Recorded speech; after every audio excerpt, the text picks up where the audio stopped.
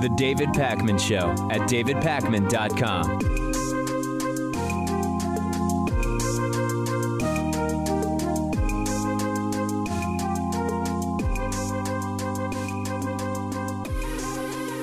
So there are more developments in the Democratic primary just a week before the first Democratic debates, which are next Wednesday and Thursday. There are now two recent polls in which Elizabeth Warren has actually pulled ahead of Bernie Sanders into second place.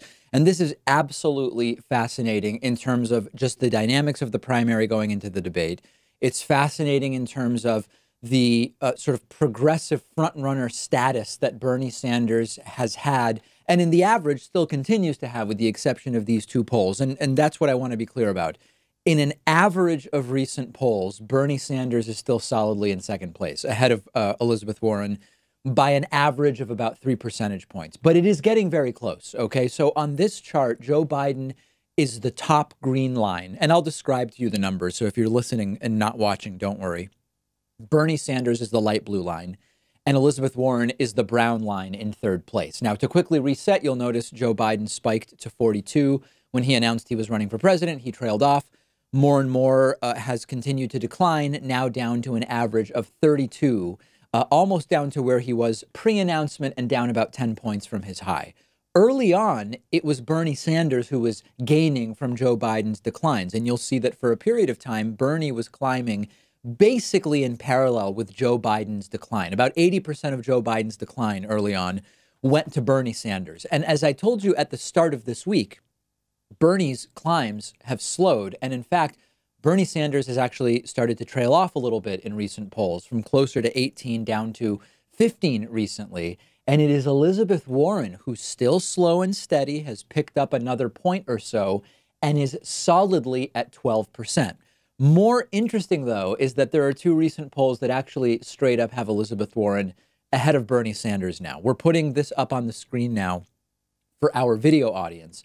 In a recent Monmouth poll released yesterday, Elizabeth Warren is now up 15-14 over Bernie Sanders. Now, yes, it's within the margin of error. In an Economist poll released just a few days ago, Elizabeth Warren is up 16-12 over Bernie Sanders, starting to get to the edges of the margin of error. So these are just two polls. Bernie Sanders is still ahead of Elizabeth Warren in most polls. The margin of error matters, but this is a change from 2 months ago. If you go to 2 months ago, Bernie was averaging 22 and Elizabeth Warren was at 5 or 6. Bernie was quadrupling Elizabeth Warren 2 months ago. And now they're almost effectively tied within the margin of error, with Elizabeth Warren in the lead in a couple of polls. So I like Bernie Sanders. I like Elizabeth Warren. What I like about this is the way that Elizabeth Warren is doing this. She has come from behind with a policy and substance campaign, which I love. No ad hominems, no flash, no even massive media coverage, really. Nothing other than just diving deep on policy, explaining to people why her ideas are, as far as she's concerned, the solutions to the problems that we're facing as a country.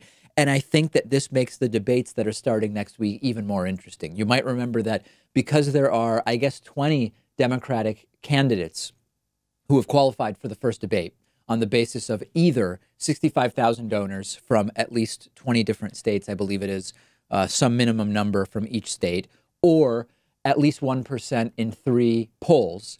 There are 20 candidates in total who have qualified on the basis of one or the other of those standards. Many would not have qualified if they were both requirements, but because it is one or the other, there are 20 candidates participating in the debates that start next week.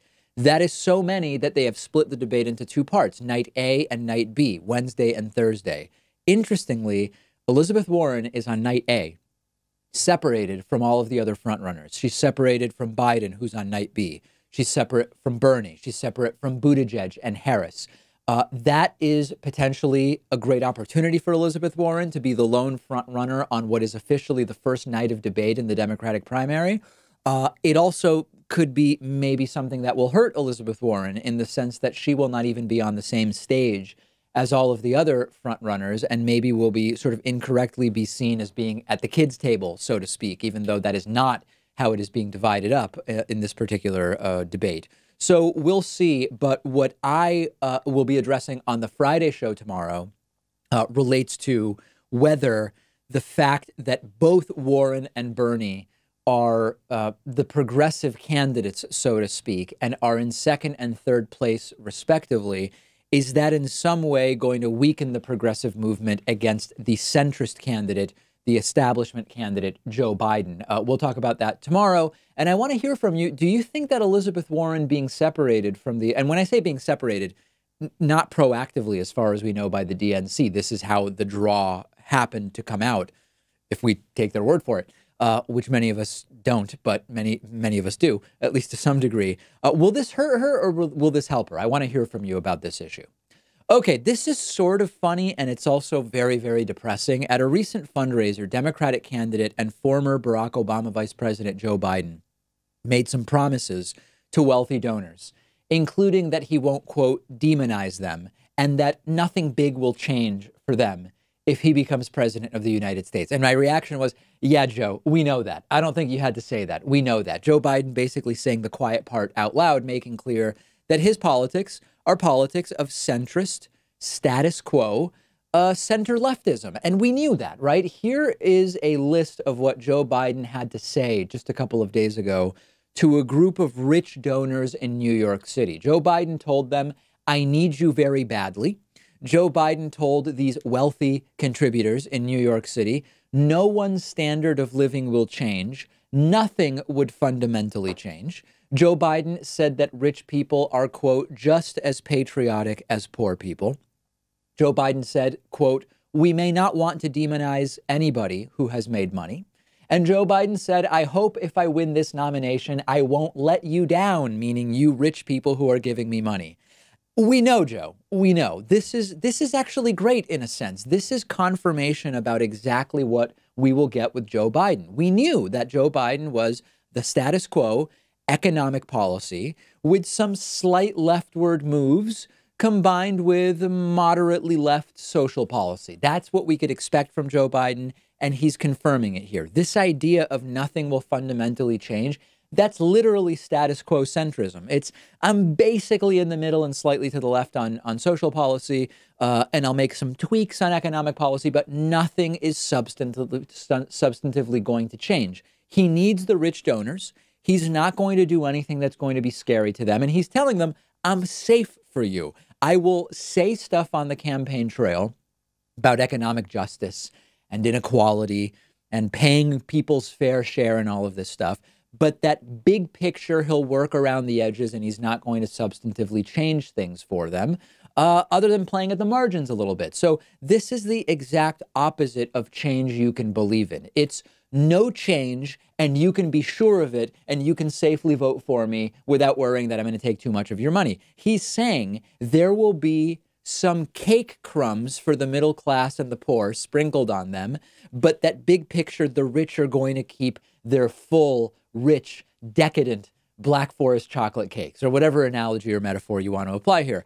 This is like a really memorable non-story of the campaign in the sense that we knew that this was why Joe Biden was the safe establishment candidate. He will say mostly the right things in public on policy. Now, he has gaffes, obviously, but he is going to be completely predictable in his governance. There is not going to be anything earth-shaking that will happen.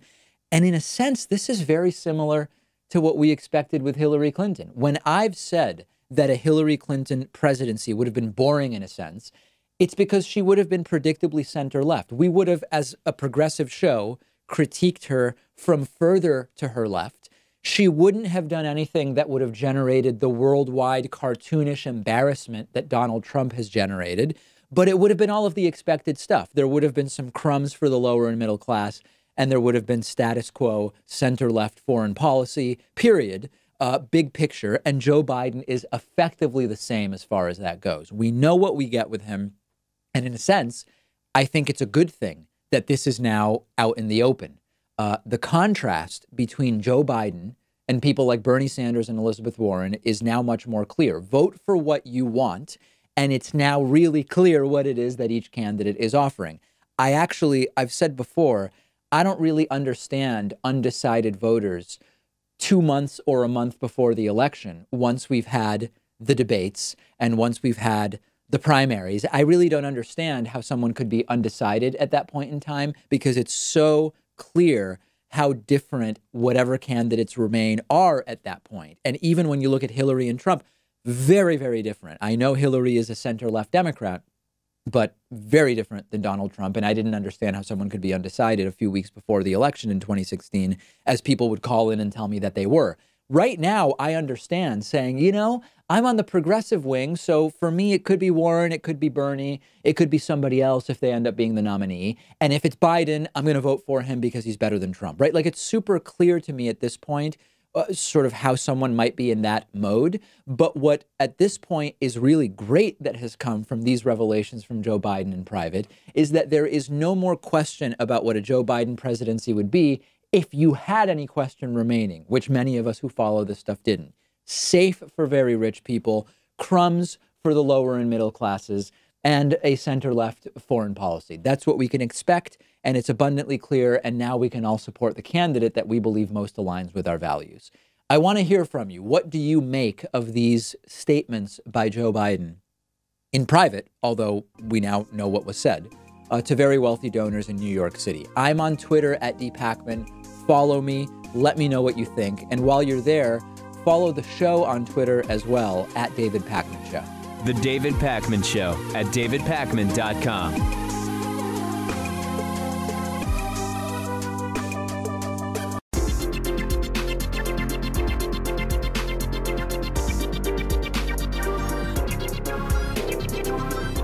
The David Pakman Show at davidpakman.com.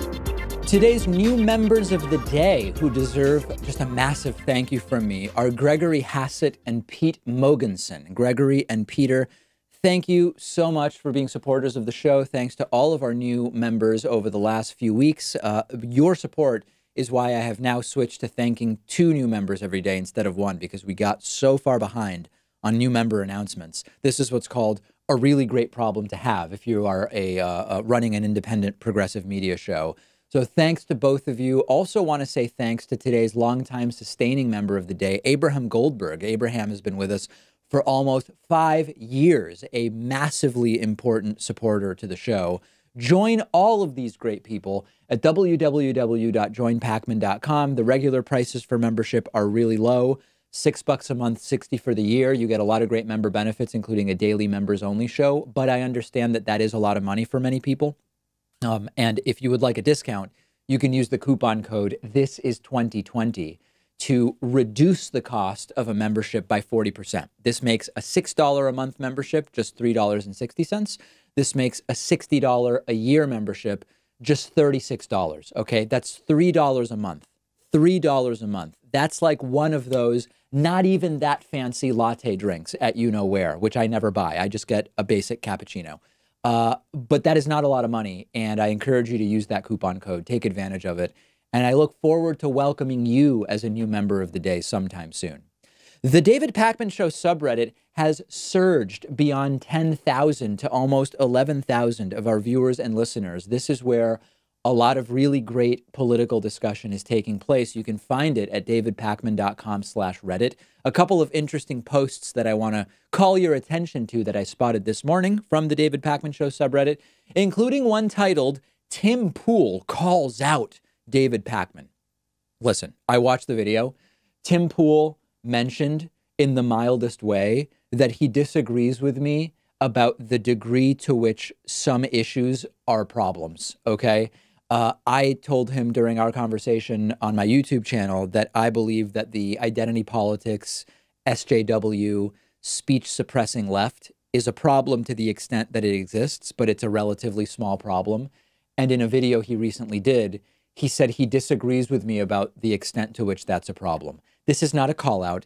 This doesn't mean I agree with Tim about anything in particular, but this is a very, very okay thing for him to do. I'm not offended. I'm not triggered. He's not calling me out. He's just saying we have a difference of opinion, and that's it. So please don't try to start drama.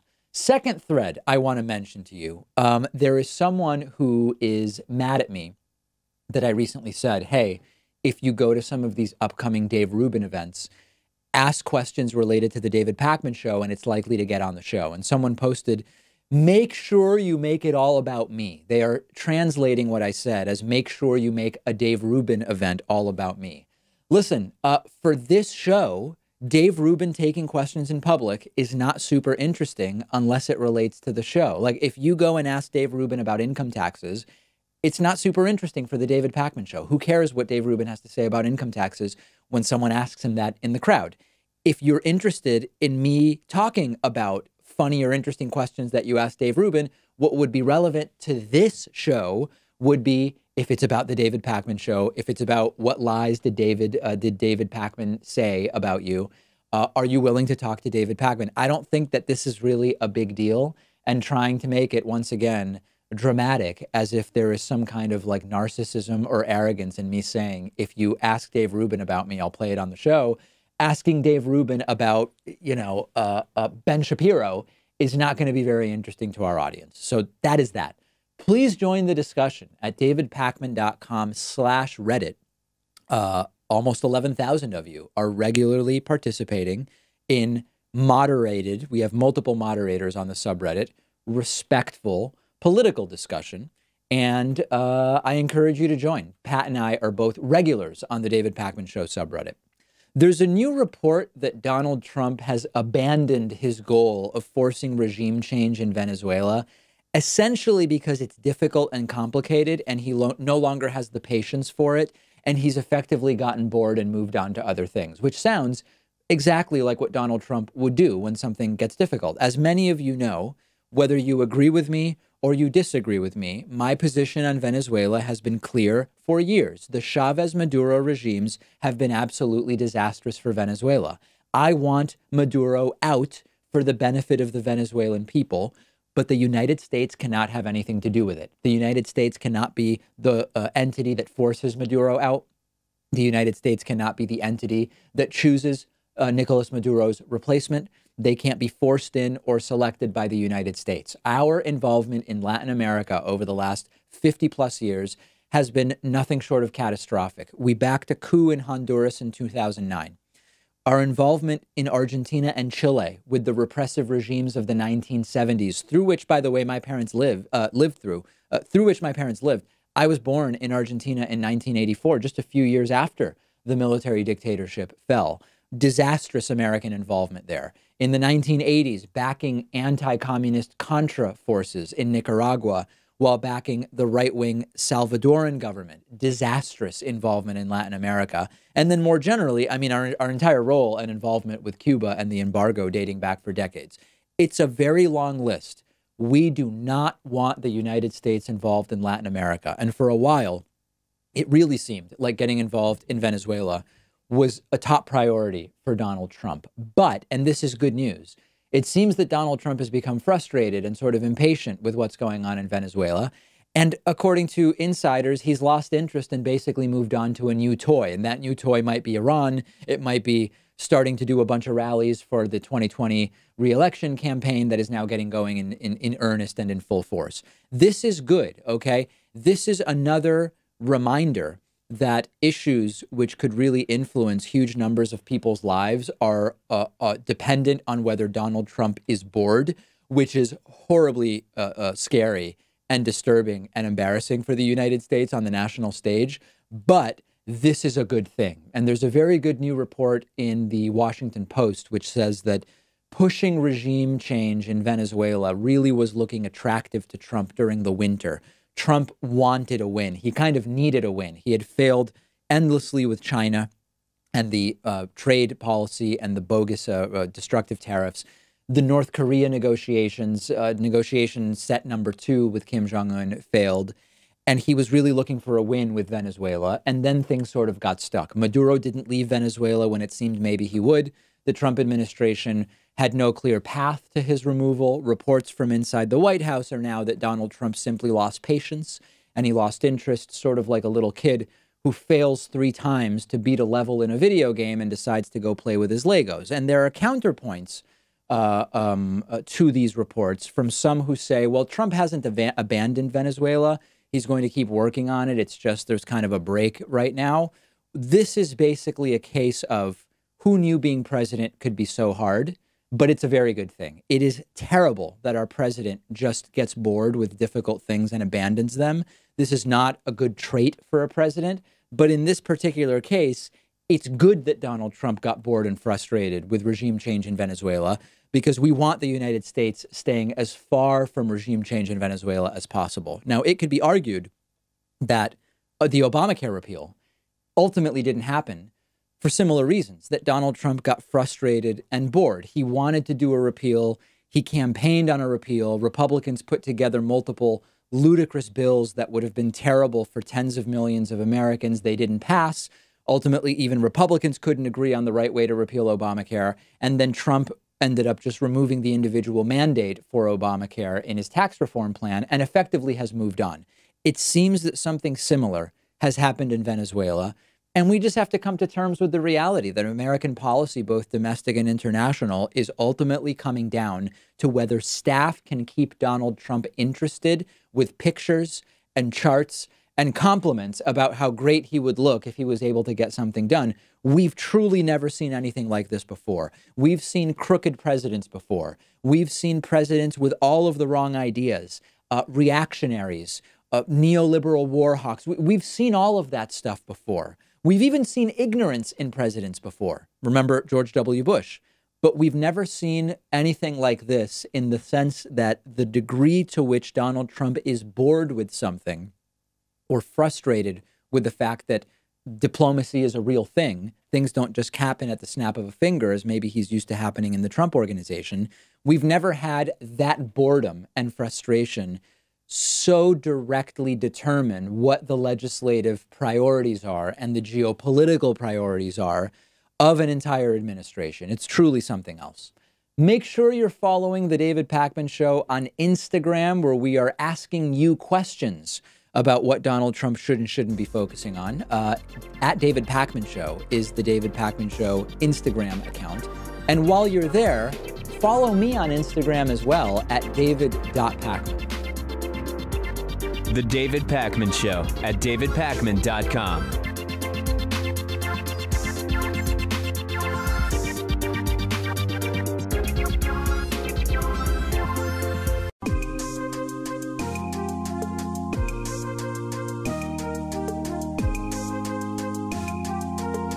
Welcome back to the David Pakman Show.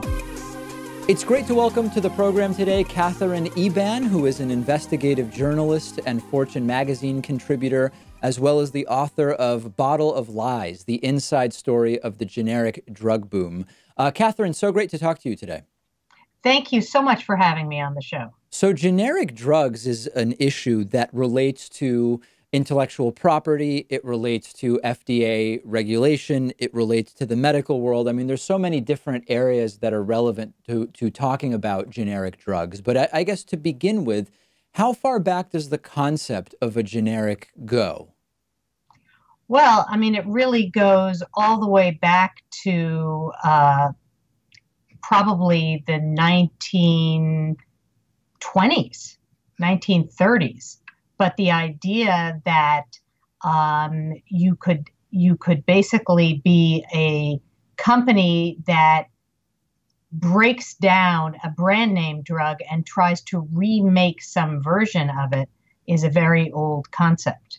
In the sort of modern generic drug world, when we look at generic alternatives to name brand drugs, many people believe that it is down to the finest level the exact same thing as the brand name, except without the brand name. It turns out that that's not always true, and it's, in fact, often not true in ways that are sort of concerning and dangerous. Talk a little bit about that.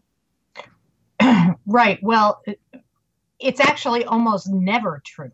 So generics are not identical copies. They are versions of brand name drugs. And the FDA recognizes that they're not identical because they give a range that the generic can fall into in terms of the dissolution of the drug in the blood. So under the best of circumstances, the generic is similar but not identical. They may have different additional ingredients, different time release mechanism. They're made in different factories. they'll dissolve differently in the body. But where it really gets dangerous, and what I document in my book, Bottle of Lies, is the ways in which generic drug manufacturing plants, many of which operate overseas, are actually committing fraud and submitting fake data to get approval from the FDA to sell drugs. Right. So there's sort of two layers to this. One is there even the expectation or belief that the generic is, in practical terms, the same thing as the name brand drug? Then separately from that, there's the question of oversight and accuracy as to whether the generic is even what it purports to be. And it seems as though both of these are issues that are happening at the same time. Right. I mean, the idea of the generic as a version and not an identical copy is accepted and actually acceptable. And for many drugs, a version is fine, although there are some drugs where really precise dosing is required, and those can be a problem. But I think the greater risk for American consumers is that the FDA is not adequately policing these manufacturing plants overseas and essentially accepting the data that these companies are submitting as accurate when they are not. And it's not always, I mean, there are a number of criticisms of the FDA, many of which I've made on this program, but is this limitation in terms of the standards that are being applied to generics, is this something that the FDA is choosing not to do, or is it something that it is, at least in some cases, unable to do? Well, I think the two are somewhat connected, but basically the FDA is a domestic agency that, because of globalization, was suddenly required to police manufacturing plants all over the world. And it essentially acknowledges the difficulty of this, because for U.S. plants, when it inspects, the inspectors arrive unannounced and stay as long as is needed. But because of the complex logistics of overseas inspections, the FDA announces that it's arriving to these plants, gives them weeks and sometimes months of advance notice that they're coming. So my investigation reveals the plants will send in data fabrication teams to alter documents, invent documents, backdate documents. And these are all, quality data, quality documents that speak to whether the drug is bioequivalent, whether it's got impurities in it or not, all kinds of issues that are critical to how the drug functions.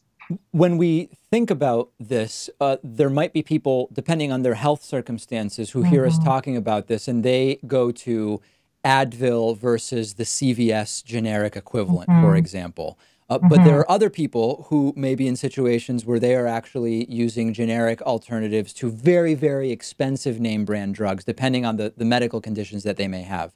Does your investigation suggest that the same issues exist to the same degree with both the Advil generics and the really expensive drugs for less common conditions, or is it more one versus the other? It's actually both. So just to give you an example, in the book, I follow these cardiologists from the Cleveland Clinic who realized that when their patients were getting switched to certain generics, they were initially stable and then they were no longer stable. And even they found that heart transplant patients were suffering organ rejection when they were switched to certain Indian generics. So there is that's generic drugs that were manufactured in India. So there's, life-threatening dangers here. My book focuses less on over-the-counter drugs, but, what consumers should know is that the drugstore brand, say Duane Reade, CVS, the drugstore chains are contracting with the lowest cost Indian manufacturers to make those over-the-counter drugs. And those plants are really audited and inspected infrequently.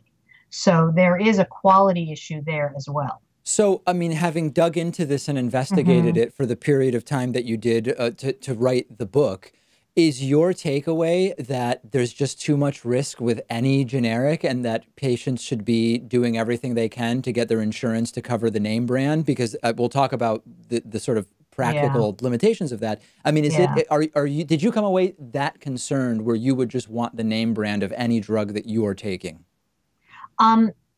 I would say two things about that. I came away extremely concerned, and I interviewed plenty of FDA investigators who themselves would not take the drugs made in the plants that they were inspecting. But that said, I also recognize cost is a serious reality, and it is for me as well. So what I do is I often ask my pharmacist to switch from one generic, which I don't trust, to another generic made by a different company that I might trust more. That's interesting. Often, so it's knowable which brands generics are more or less. Is trustworthy even the right word? It is a knowable thing. Now, the problem is, do you have to be an investigative journalist who's looked into this for 10 years to know it? Right. In order to help consumers, I have put information on my website, which is katherineeban.com. And so there is information about steps that they can take to try to figure out whether their generic is trustworthy or not, and what the options are if they determine that they want to switch. It is a bit of a maze. I'm not going to be, kind of sugarcoat that. I think what's really needed is congressional action here to fix the problems that I've exposed. But in lieu of that, I think there are certain steps that consumers can take. There's also something called an authorized generic.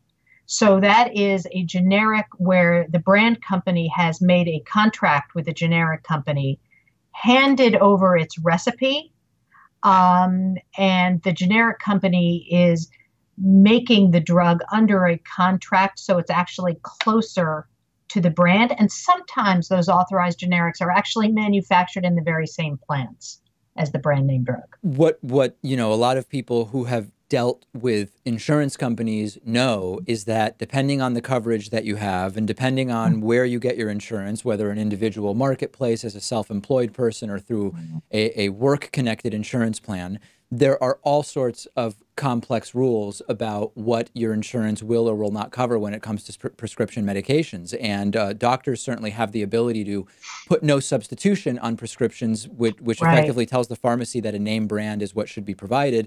But that does not guarantee that one's health insurance is going to cover the name brand at the same price that the generic would be covered. So this is really complicated stuff, particularly for people who require medications that are extremely expensive.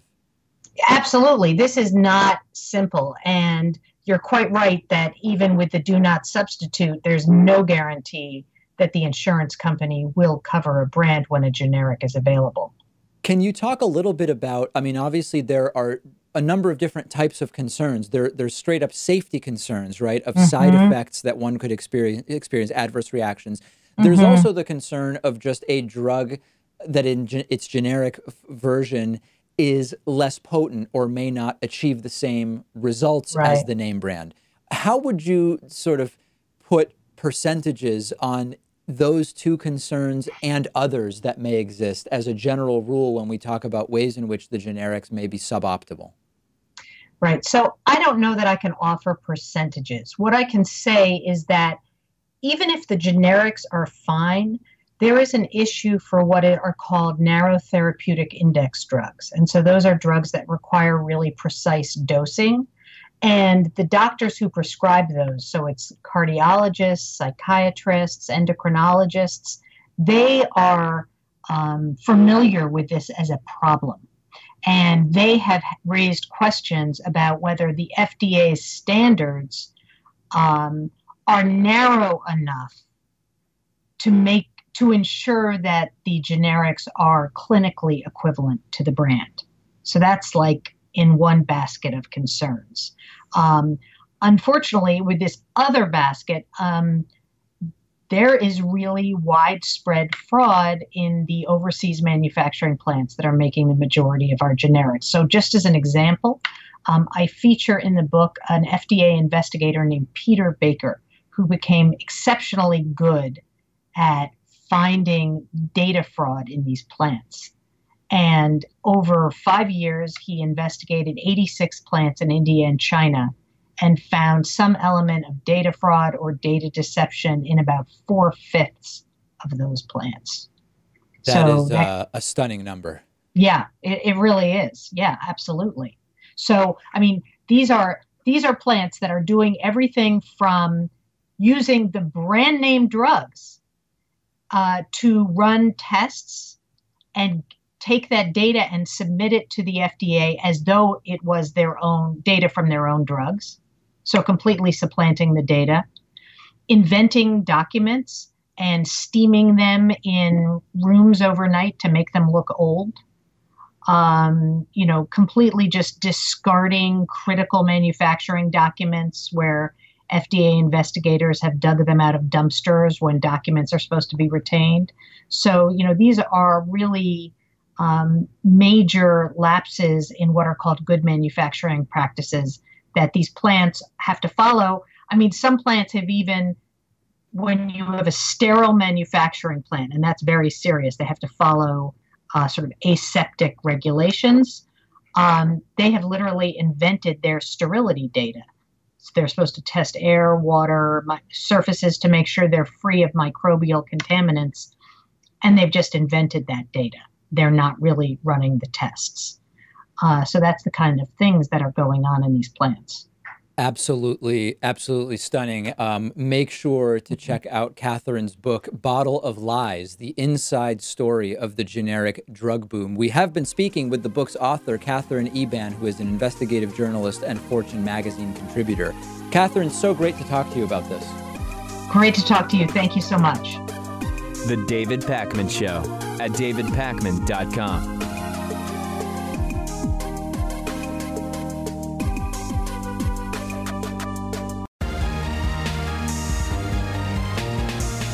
The David Pakman Show at davidpakman.com.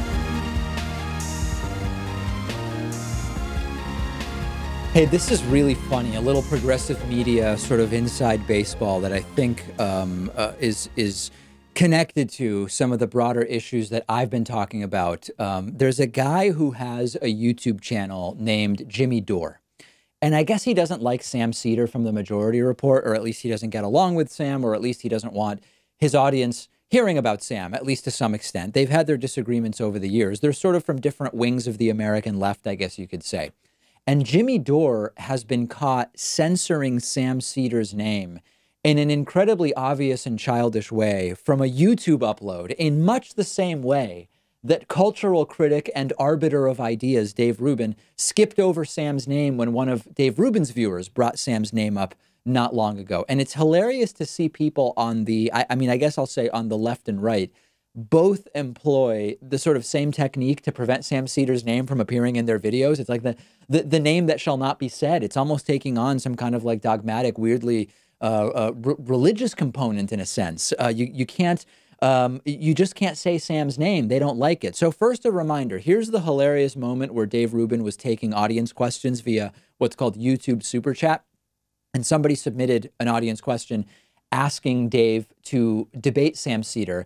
And Dave Rubin sort of mumbled as soon as he saw Sam's name and just moved on. Take a look. Hey, Dave, this is a very brave move on your part. Kudos. Have you heard about the SJW nonsense on the, I don't even care about those guys. It really just honestly doesn't matter. So what was on screen was a message that said, you should have Sam on and destroy him. And Rubin didn't even want to say Sam's name, instead saying, oh, I don't care about those guys. So that was like a couple months ago. So then this week, here is the same thing happening with Jimmy Dore when a guest mentioned Sam's name. Now, this was a guest, not just some random viewer, so Jimmy Dore had to handle it a little bit differently. It obviously was part of the initial recording, but then Jimmy Dore's team, or Jimmy Dore, I don't know who's doing the editing over there, edited out Sam's name in a very obvious cut before uploading the video. This is amazing. You will hear them on Sam's show play the audio, which was, and then the video, which was subsequently uploaded. And you'll notice that Sam's name was removed from the edit in the video that was eventually uploaded. I mean, I usually, if I'm going to watch the news, I either turn on your show, Sam's show, or the Young Turks. That's usually who I go to for news. Your show or Oh my God! He actually did do that! So when Sam's name is mentioned, there's a flash on the screen, which is a video transition, as we call it in video editing. And the moment where Sam's mentioned is just completely removed. They play it again and check it out. Sam's name just scrubbed. It's almost like a redaction with a black marker. I mean, I usually, if I'm going to watch the news, I either turn on your show or the Young Turks. That's usually who I go to for news. I mean, I usually, if I'm going to watch the news, I either turn on your show, Sam's show, or the Young Turks. That's usually who I go to for news. Your show or the Young Turks. Oh my God. Fuck. And that's not even the one that they talked about. Yeah. And then there's another instance of this on Jimmy Dore's show. They don't have the comparison audio, but it's another one of these flashes where the guest appears to say people like you and Sam Seder, and Sam Seder's name is again removed. My solution is for the bread tubers and all the left tubers, people like you, to go and debate with these people and to get into their algorithm so that people see the other side of bread tubers and all the left tubers, people like you, to go and debate with these people and to get into their algorithm. You can see the flash. It's helpful that they kept that. Is that their jump cut that they put in themselves? That's what they put in themselves. God. But somebody said that was in the context of, I think there could have been another one. Listen, we can talk about why this is going on, and that kind of gets into the internal drama between Sam and Jimmy. The big takeaway is that this calls more attention to it, right? This is the Barbara Streisand effect, which is named for the Streisand effect. I think it was in around the year 2000 or so. Some paparazzi, someone I think had gotten a helicopter and taken pictures of Barbara Streisand's big Malibu house in Malibu, California. And I guess Barbara Streisand didn't want those pictures published, so I don't know if she sued, but she tried to get the pictures suppressed, and this caused more attention to be drawn to the pictures that maybe nobody even really would have cared about. I mean, I don't remember in the early 2000s how much people cared about Barbara Streisand's house. I certainly didn't care about it at the time, but it just drew more attention to it. And it's the exact same thing that's happening here. Dave Rubin won't interview me, and now people are going to his events and asking about me. Dave Rubin recently said I've lied about him a bunch of times. He never cited what those lies were. As a result, now people are continuing to go to his events and ask about what lies did David Pakman tell about you, or sending super chats or tweeting him or whatever. The same thing is happening with Sam Seder. People are all over Dave Rubin and Jimmy Dore's social media feeds talking about Sam, saying debate Sam, on and on. If you don't want to make this a big deal, just ignore that Sam was mentioned. This has happened with me before. There are periods of time where my callers and people on live streams and Twitter and whatever, they will just hammer me with some question about some video I did or whatever. If I don't want to talk about it, I just ignore it. I don't call more attention to it. And I certainly would not do such an obvious edit to remove the name of someone from being mentioned in this way. When people even call into me and they say, Jimmy Dore, this or that, I don't care. Say Jimmy Dore. If they ask me, what do you think about what Jimmy Dore said? I say, I don't know. I haven't seen it because I don't watch his show. It would be ridiculous to go out of my way to cut his name out or the names of other people. And this is sort of what I've been talking about lately, this problem on the left. If Jimmy Dore doesn't like Sam, just ignore the mentions of Sam. But doing this calls more attention to it. It generates more content around the fact that this took place. And I truly don't get what the end game is here. It doesn't make any sense to me. Hey, this is kind of interesting. So some of you may know that I've been listening to the Howard Stern Show for more than 20 years. When I first got my license in high school, even before then, I would, in the car, listen to Howard Stern when he was on terrestrial radio. He's, of course, now on Sirius XM radio. And one of Howard Stern's producers is named Brent Hatley. And he is not only a producer for the Howard Stern Show, but he also follows the David Pakman Show. Brent and I have been in touch for like a year or two online. And I was listening to the Howard Stern Show earlier this week, and they were talking about how Brent has been fainting in certain situations and then recovering pretty quickly. And as I was listening to it, the circumstances sounded pretty similar to what I've experienced in my life. I had some fainting incidents as a kid, and then just a couple of years ago, our audience might remember that I actually fainted on a plane coming back from Italy. And what I experienced sounded very similar to what Brent had been experiencing. And I had a cardiology workup to make sure that my heart was okay.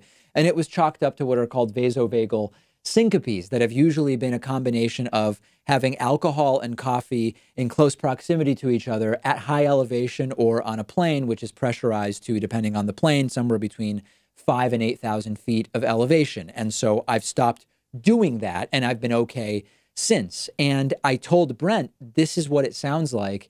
And eventually this got me a mention on the Howard Stern show. And it's sort of weird because medical advice, I was telling Brent, this is how I experienced it. And it was very funny to tune in and to hear Brent say that David Pakman mentioned that it sounds like vasovagal syncope. Take a listen to this. Brent, do you ever get a deja vu type of feeling before you pass out? That's evidently one of the feelings if you have vasovagal psychopath. Howard. Yeah. I think the vasovagal is the one that Brent thinks he may have. That's what a cardiologist told him. Well, the best advice I saw out of all the email, Brent should see a cardiologist. He should have a full workup. Right. I had a pacemaker put in at the age of 37. It was due to my heart not beating for 12 to 16 seconds at a time. My condition is called complete heart block. The electrical signals would not pass through my heart to cause the muscle to pump. Yeah, I like, this listener says any good doctor would refer Brent to a neurologist and a cardiologist for a full workup after passing out. He kept saying he's fit, so they aren't worried about his heart. I call bullshit. Heart issues have nothing to do with fitness. Yeah, I don't even think that Brent really went to a doctor. Yeah, I don't know that this person who said smoke all the pot you want. Yeah, I mean, doctor. He found a doctor who Dr. Feelgood. Yeah.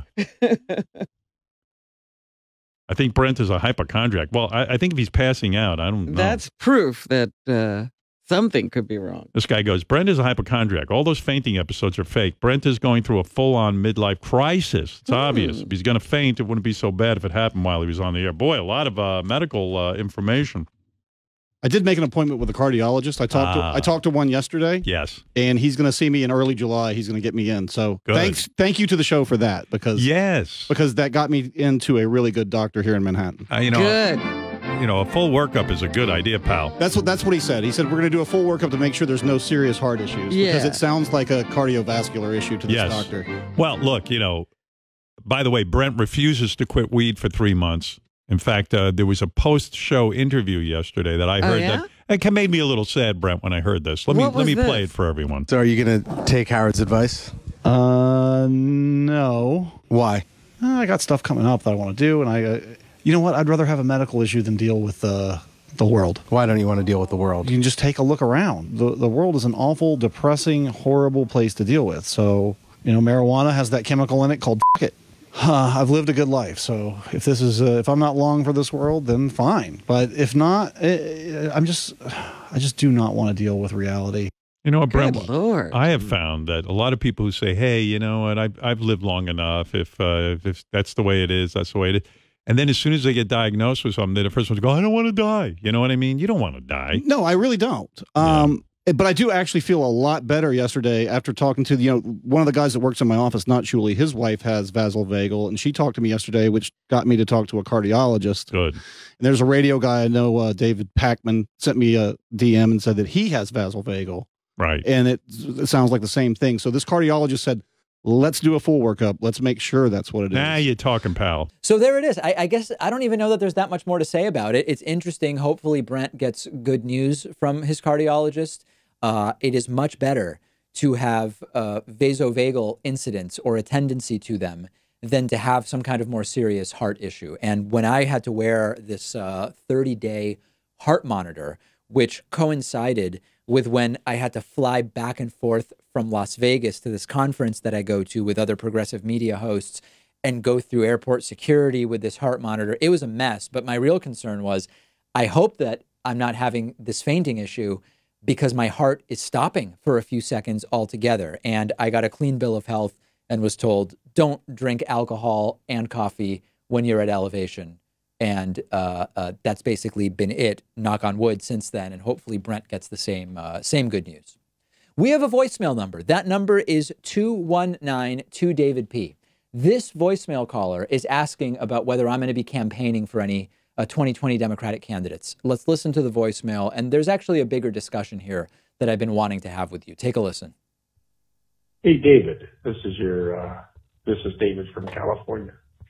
I just want to know, are you going to get on any campaign trail? Are you going to back any candidate?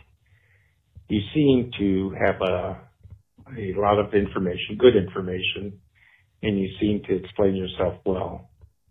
I think maybe you could be an asset. So I hope you find a candidate you believe in and then explain to us why you believe in it. I'd like to hear your opinion.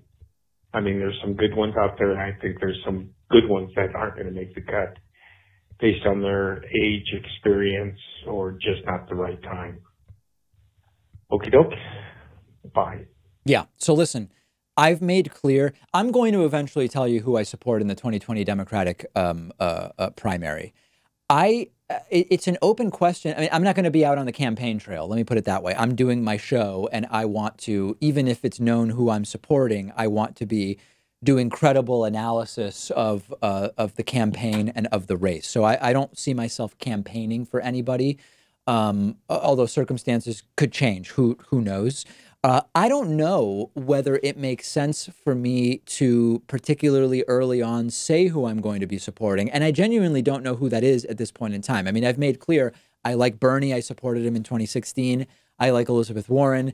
Andrew Yang has some interesting ideas, although I think within a week, within 10 days, we may know whether or not he's going to have any chance whatsoever at this thing, because if he doesn't get to like 3 or 4% in the polling after next week's presidential debate, I think he's basically done. And in fact, he won't be allowed in the next set of debates unless he gets to, I think it's 3 or 4% in the national polls.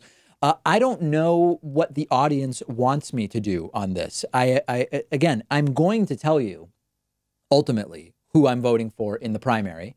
And there is almost total certainty that in the general election, I will vote for the Democratic nominee. I'm not going to vote for Trump. It's conceivable that something could happen where in Massachusetts, where it's effectively a guarantee that the Democrat will win. Would I support a third-party candidate? Maybe, and I'll be totally transparent with you. But I don't know that there is much to be gained from me at this point. You know, I see channels where people they're jumping on the Yang gang, or they're Bernie or Busters, or they're saying I'm with Liz, or they're saying Tulsi Gabbard is the only serious candidate and I'm supporting her. I don't know what that would do in terms of the audience's relationship to the show. And I don't yet know who I am supporting, but I think there is a discussion to be had about, should I, as soon as I decide who I'm supporting, become a campaigner for that person on the show in the context of the primary? Or should I just wait until Massachusetts votes in whenever it is, March of 2020, I guess it is, and at that point say who I'm voting for? I don't know. My goal is we need to remove Donald Trump, and whatever role I can play in making that more likely, that's the role I want to play. So I want to hear from you about this. To what degree should I be actively cheerleading for a particular candidate in the Democratic primary? I've already said who I like best, and it's the two people I consider to be the most progressive, Bernie Sanders and Elizabeth Warren, and I would gladly vote for either in the eventual general election. Let me know what you think, and maybe we'll follow up about this on the bonus show, which, by the way, you should become a member right now so you can access the bonus show. Sign up in under a minute at www.joinpakman.com.